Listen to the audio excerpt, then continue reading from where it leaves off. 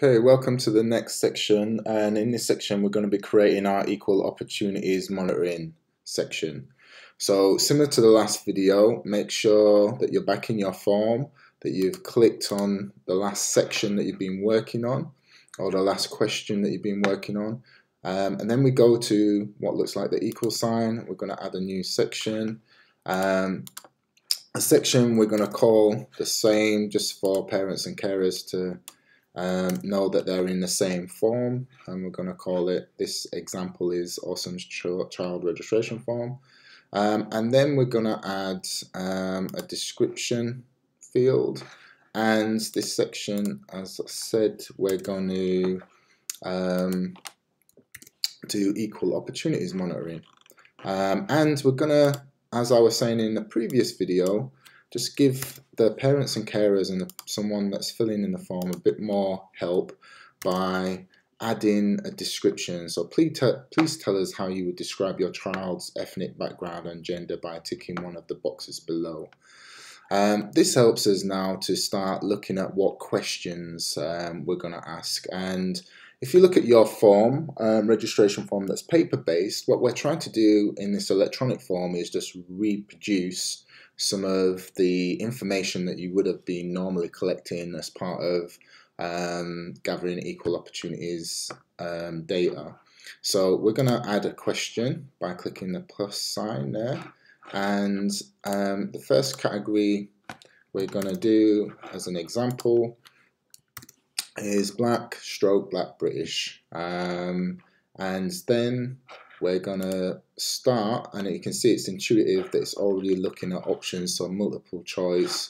What I would suggest here, because multiple choice makes things difficult in terms of that you're choosing one out of an option, that checkboxes is probably a better fit for this particular example.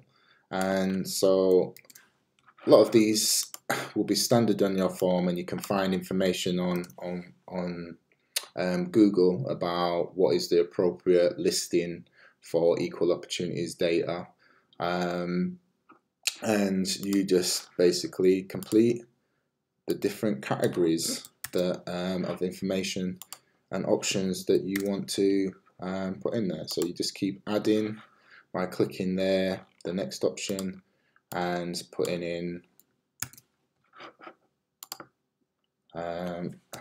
the field, what option you want to give the parents and carers.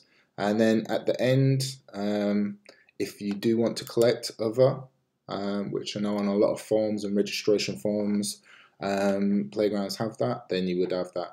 The thing here that I would say is, and this is just for us as an organisation, is obviously we wouldn't make it mandatory and parents and carers to feel like they have to complete the equal opportunities information for their child. So we don't leave that required. If you wanted to make it clear that you was asking for information for the child, this is where, because I know sometimes parents, carers get confused and think that you're asking equal opportunities about the person filling in the form, but actually this is regarding obviously the registration form and the child that's being registered. So you could put that in the description just to make it clearer. And that's all we would do. We would add the next question.